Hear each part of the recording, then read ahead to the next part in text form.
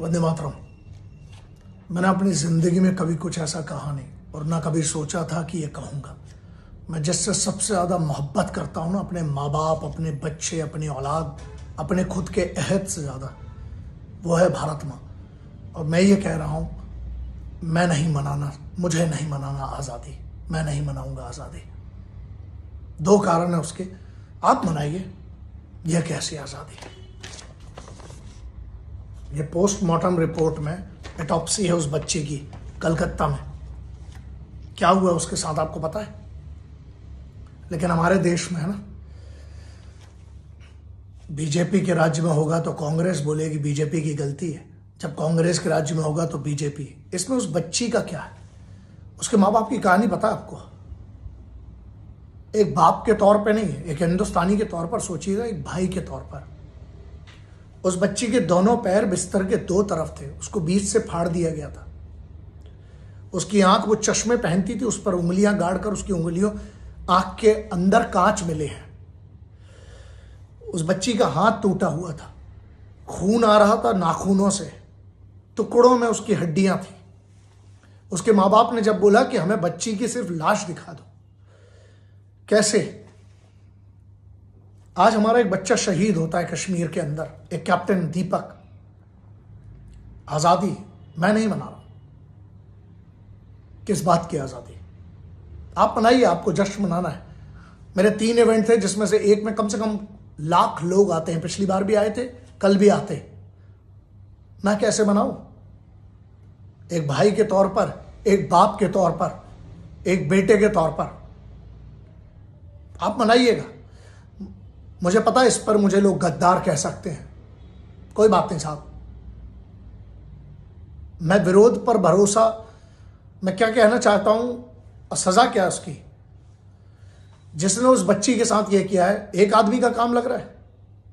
CBI को inquiry दी गई, लेकिन पूरे के पूरे कंटेमिनेट, पूरा का पूरा उस जगह को कर दिया गया होगा।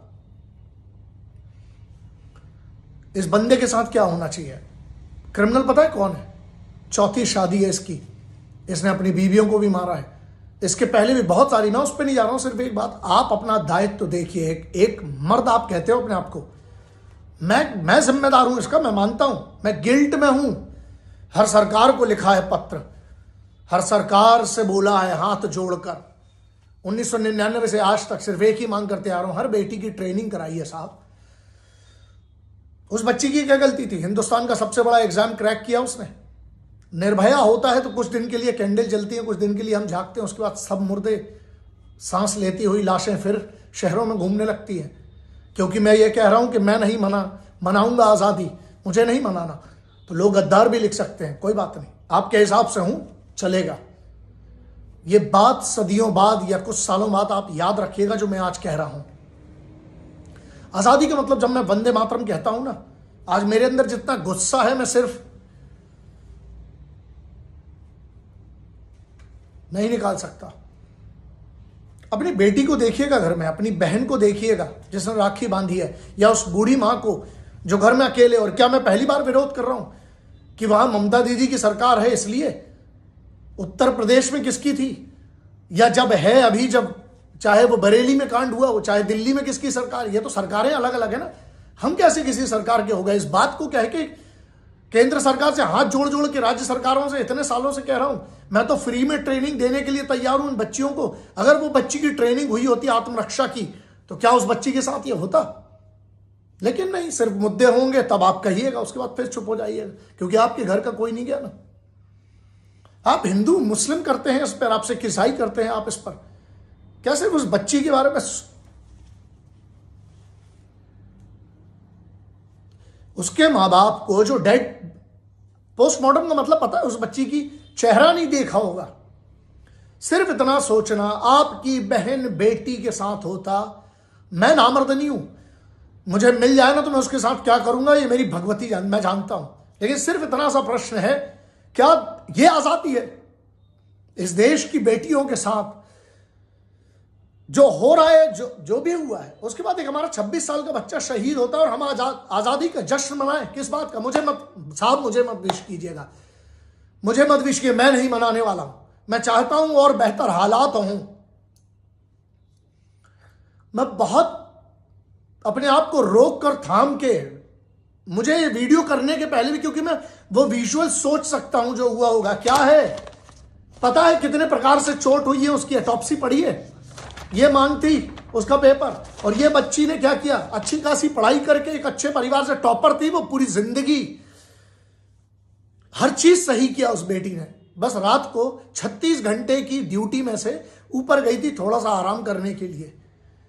और ये एक आदमी नहीं है, बहुत सारे होंगे। और तुम भी बलात्कारी हो, तुम भी जिम्मेदार हो, क्योंकि जब ऐसा कुछ होता है तब आप चुप रहते हैं। सोचना दोस्त, तुम्हारी बहन बेटी के साथ होता तो तुम्हारे अंदर के जज्बात क्या होते। इसमें पार्टी मत ढूंढो, अरे बीजेपी कांग्रेस आम आदमी सब मिलके, कानून वाली बात नहीं है, सजा कब मिलेगी। क्या वो बच्ची वापस आएगी? क्यों नहीं है डर इन बलात्कारियों में? क्या वो बेटी लौटा सकते हो उस माँ बाप की, जिस बेटी के 2 टुकड़े हुए, जिस बेटी के कहां से खून निकला, जिस बेटी के साथ आंखों में तो गर्दन की हड्डी तोड़ दी थी, या तो घुटने से टूटती है या चढ़कर तोड़ी जाती है उस गर्दन की हड्डी उस बच्ची की। मेरे पास शब्द होते हैं हमेशा, निशब्द हूं आज।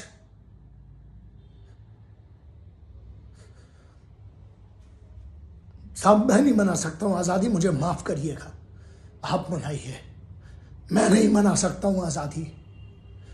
आपको आपकी आजादी मुबारक। चाहता हूं आजादी वो हो जब एक बच्ची 3 बजे रात को जैसा चाहे अपने कपड़ों को पहन के वैसा घूम सके। आपको आपकी आजादी मुबारक वतन। माफी चाहता हूं भारत मां कि मैं इस बात की आज माफी चाहता हूं कि मैं आजादी नहीं मना पाऊंगा।